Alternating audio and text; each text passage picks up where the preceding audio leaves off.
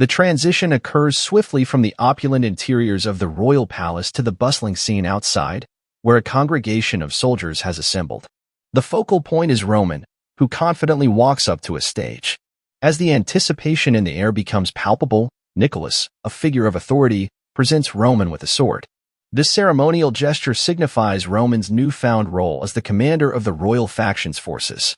In that moment, a unique connection is forged, as if the military leader is personally bequeathing Roman the power to lead. Roman, amidst this symbolic exchange, finds a profound sense of trust in Nicholas and the king. Despite the prevailing chaos in the government system of Cairo, the sincerity of these leaders remains unscathed in Roman's eyes. The sword becomes more than a weapon.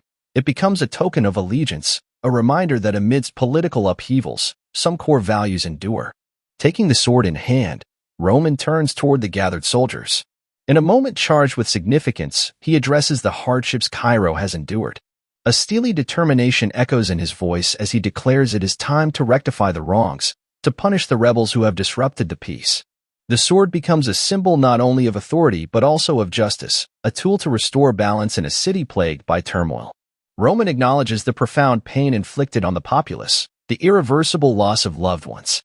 The memory of this pain, he asserts, cannot be erased, but through their collective efforts, they can strive to build a future free from such suffering. The promise of retribution against the rebels carries with it a ray of hope for a beleaguered city. Despite the chaos, Roman perceives an unwavering sincerity in the hearts of Nicholas and the king. As Roman raises the sword, addressing the assembly of soldiers with a commanding presence, Roman declared that in the impending war, he would be positioned at the forefront of the battlefield. With an earnest plea, he sought to instill confidence in the hearts of the royal soldiers, urging them to place their trust in him as their leader. Roman emphasized that, united in purpose, they could collectively anticipate the sweet taste of victory that awaited them on the horizon. A visual cue that signals the commencement of a new chapter, the soldiers respond fervently. The air is filled with the rhythmic chanting of Roman's name, a collective expression of allegiance and readiness. In this moment, Roman transforms from an individual to a symbol, a rallying point for those seeking justice and order. The narrative then shifts gears as Roman, now the commander, leads the assembled forces towards the aristocratic faction's palace. The significance of this journey is underlined by Roman's positioning, standing before flare weapons on both sides. This strategic move is not just about the impending battle, but also a display of Roman's calculated approach. The soldiers, now under his command, are entrusted with a crucial mission. Addressing the soldiers, Roman emphasizes the need for speed in this war. He discourages the construction of fortifications, opting for a swift and decisive attack. The more time given to the aristocratic faction, the more choices they will have, he warns. It's a moment where strategy takes precedence over brute force, and Roman positions himself as a leader with a clear vision. On the opposing side, Cameron, the aristocratic faction's commander, anticipates the use of flare weapons by the royal forces. He discerns a potential challenge, a magic shield enveloping Marquis Benedict's castle. This shield, as Cameron understands, is not easily penetrated. It can withstand flare bombs and regenerate its strength through mana stones. A formidable obstacle stands in the way, raising the stakes of the impending clash. Amidst the strategic considerations, Cameron's attention is drawn to a group of individuals in red cloaks near the flare weapons. Cameron's mind swirls with confusion and concern as he observes the mysterious figures clad in red cloaks. Their intentions remain enigmatic, leaving him to wonder what role they might play in the unfolding conflict. Meanwhile, on Roman's side of the battlefield, these enigmatic figures are revealed to be mages from the Phoenix Magic Tower. As they prepare for their part in the siege, Roman reflects on the strategic advantage of having the support of such formidable allies. In anticipation of the impending clash with the aristocratic faction, Roman had secured the aid of the Phoenix Tower, recognizing the pivotal role they would play. Felix, the leader of the Phoenix Magic Tower, rallies his fellow disciples, emphasizing the opportunity they have been given to repay Roman for his previous acts of kindness. With determination, Felix vows to showcase the prowess of the Phoenix Tower, ranked 13th among all magic towers on the continent. With a synchronized effort, the mages from the Phoenix Tower channel their arcane energies into the flare weapons, amplifying their power beyond the ordinary. The royal forces unleash the enhanced flare weapon upon Benedict's castle, resulting in a thunderous explosion upon impact with the shield. Cameron, witnessing the devastation, is left astonished by the unexpected turn of events. As the protective barrier around Benedict's castle begins to falter under the relentless assault, a sense of urgency grips Cameron's forces. A soldier rushes in to deliver the grim news that the strength of the defensive circle is rapidly diminishing. It becomes apparent that without intervention, the aristocratic forces will soon succumb to the onslaught. Frustration mounts within Cameron as he struggles to comprehend why the usually neutral mages from the Phoenix Tower have chosen to align themselves with Roman's cause. In a desperate bid to bolster their defenses, Cameron orders the activation of emergency protocols. Mana stones are hurled into the protective magic circle, reinforcing it against the relentless barrage. Every effort is made to safeguard their position and maintain their dwindling defensive capabilities. The unexpected alliance between the Phoenix Tower and Roman's forces presents a formidable challenge, one that Cameron is determined to overcome at any cost. Meanwhile, Simon, a bystander caught amidst the chaos of battle, is bewildered by the sudden appearance of an army of magicians. Chris, a fellow observer, enlightens Simon about the recent establishment of the Phoenix Magic Tower on the lands of Dimitry. Simon is taken aback by this revelation, questioning how a magic tower that professes neutrality could become entangled in the conflict. The establishment of the Phoenix Tower in the heart of Dimitri's territory raises troubling questions about the nature of their allegiance. Simon grapples with the implications of this unexpected development, pondering the motives behind the Phoenix Tower's involvement in the conflict. Chris unfolds the intricate tapestry of alliances for Simon's benefit, elucidating how the mages of the Phoenix Magic Tower had pledged their allegiance to the Dimitry family. This allegiance, Chris explains, was born from the Dimitri's decision to stand as the Sword of Cairo, prompting the Phoenix Tower to align themselves accordingly. As Simon observes the mages diligently preparing the flare weapon for a second assault with their amplification spells, he finds himself grappling with the profound implications of this revelation. The Phoenix Tower, an organization esteemed and respected across the continent, committing themselves to a noble family signifies a significant shift in the political landscape. Simon's mind races with questions about Roman Dimitry, the mysterious figure at the center of these alliances, and the extent of his influence. Meanwhile, the narrative pivots to Roman's perspective, where he contemplates the burgeoning combat capabilities of the Dimitry family. In Roman's estimation, King Daniel's decision to forge an alliance with the Dimitris proves to be a strategic masterstroke, promising victory in the ongoing conflict. With a resolute expression, Roman issues commands to his soldiers, urging them to overcome any obstacle in their path. As the flare weapon is readied for a second strike, Roman's unwavering gaze reflects his unwavering confidence in the righteousness of their cause. As the sun sets and the din of battle fades, soldiers from both factions seek respite, their weary bodies yearning for rest. Amidst the tranquility that follows the chaos of conflict, the scene transitions into the heart of Benedict Castle, where Marquis Benedict, leader of the aristocratic faction, convenes with his comrades to assess their situation. In the dimly lit chambers of the castle, Marquis Benedict's furrowed brow betrays his concern as he queries his fellow aristocrats about their ability to withstand the relentless onslaught of the royal faction forces. A somber silence hangs in the air as one member grimly informs Benedict that if the ferocity of today's attacks persists, their faction may crumble within a mere 10 days. Benedict's expression darkens as he grapples with the harsh reality of their predicament. Is this the extent of their strength? Is this all they are capable of? Turning to a yellow-haired member of the faction, Benedict seeks answers regarding the whereabouts and status of Viscount Owen and Baron Winston, key figures in their resistance. The yellow-haired individual solemnly reports that the assembled forces of the aristocratic faction have reached the entrance of the northeastern region.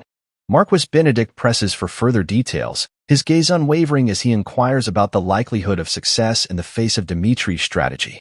The yellow-haired member, exuding confidence, asserts that Baron Winston, a revered commander within their ranks, will undoubtedly prevail. He predicts a swift victory within 3 days, once Winston assesses the gathered soldiers under Dimitri's command. Marquis Benedict weighs these assurances carefully, realizing that the time has come to make a pivotal decision. No longer can they rely solely on the support of the imperial faction. With a steely resolve, Benedict declares his intent to transfer all authority and power to Baron Winston. Victory hinges upon this transfer of command, and Benedict is determined to ensure that Winston leads them to triumph. The scene shifts to the encampment of Baron Winston, where the air is thick with anticipation and tension. A soldier approaches Winston, bearing news gleaned from a map. Upon closer examination, Winston learns of the proximity of Count Adelian's estate, a strategic location within their grasp. The soldier further reveals that, based on intelligence gathered from the main forces, Adelian's estate lies 10 days' march away.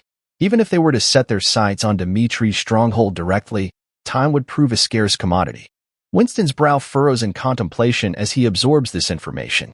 Engaging in a futile conflict, he realizes, would only exacerbate their already precarious situation. In light of this, Winston proposes a calculated approach, advocating for minimal engagement to conserve their resources and maximize their chances of success. As dusk settles over the land, Baron Winston charts a course through 3 pivotal territories: Adelian, Rollo, and Conrad. These regions, he notes, stand apart from the fervent support for Dimitri found in the northeast. Unlike many territories swayed by Dimitri's influence, these estates were absorbed into the aristocratic faction's fold during the northern battle, yet their allegiance remains uncertain. Adelian, a bustling commercial hub, typically steers clear of political entanglements, preferring to maintain a stance of neutrality. However, Baron Rollo and Viscount Conrad still nurse grievances against the Dimitri family, complicating the political landscape further. In response to this delicate situation, Baron Winston directs his soldiers to initiate contact with the lords of these territories. Their mission is clear: offer support from the aristocratic faction in exchange for the territory's cooperation. Promising appropriate rewards for their allegiance, Winston hopes to secure their partnership.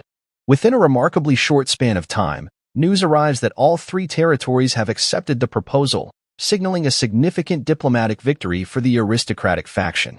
Under the cloak of night, Baron Winston and his forces press onward, navigating the dense forests that cloak these territories. Amidst the shadows, a red-haired soldier voices his concerns, questioning the wisdom of trusting the lords of these lands. What if their acceptance is a ruse, a trap set by Dimitri's forces? Winston, however, exudes confidence in his response. Even if it were a trap, he argues, the bulk of Dimitri's elite forces are preoccupied with Marquis Benedict's siege. Only scattered border ruffians remain to oppose them, hardly a match for the elite troops at their command. Winston's strategic acumen shines through as he explains their tactical advantage. With open terrain on all sides, they possess the ability to swiftly suppress any uprising in the northeast should one arise. The soldiers' doubts begin to dissipate in the face of Winston's assured demeanor, marveling at his commander's foresight and strategic prowess.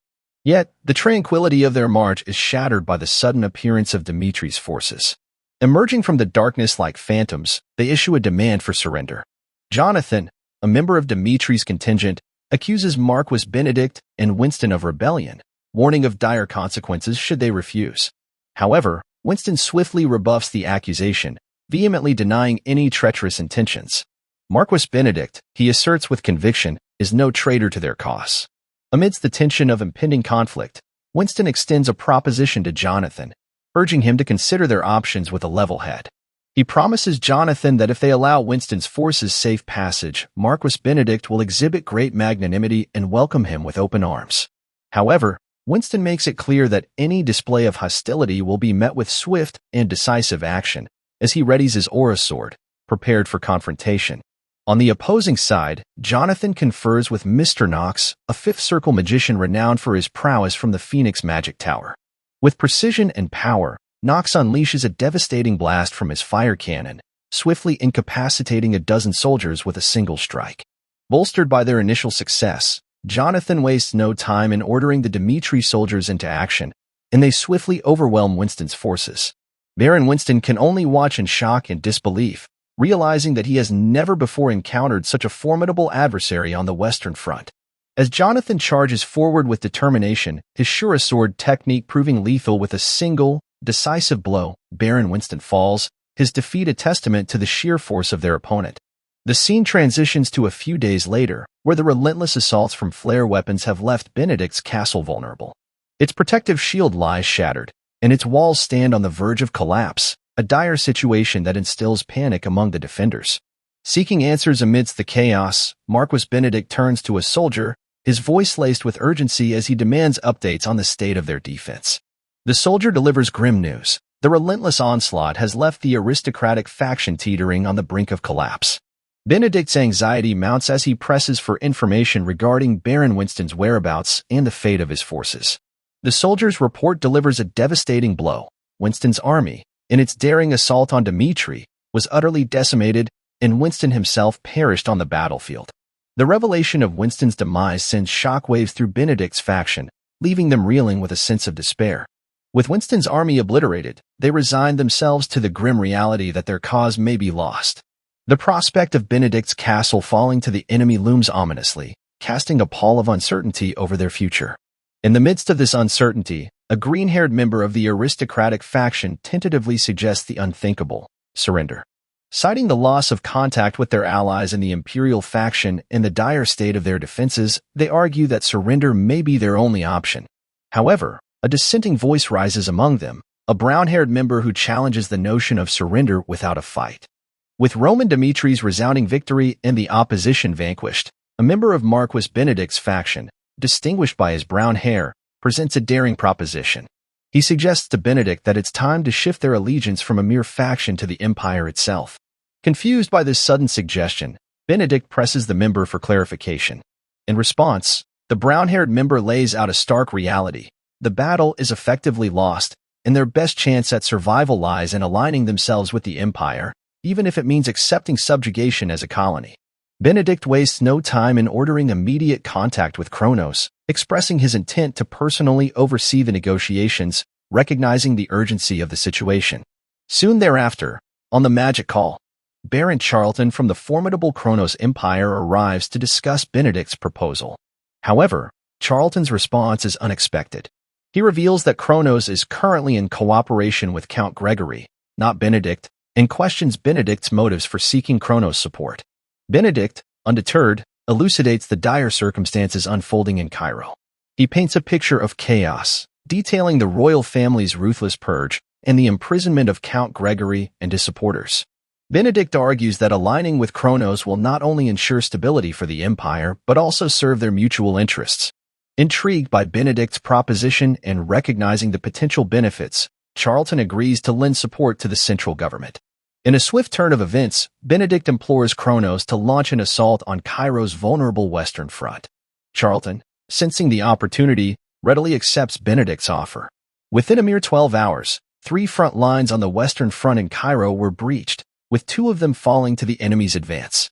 Amidst this tumultuous scene, Marquis Benedict appeared on a magical call with King Daniel. With a tone of curiosity, Marquis Benedict asked the king if he was pleased with the gift that had been given to him. However, his hopes are dashed as King Daniel responds with frustration and confusion. The king demands to know why Benedict has embroiled the empire in the kingdom's internal affairs, expressing concern over the potential repercussions of their intervention.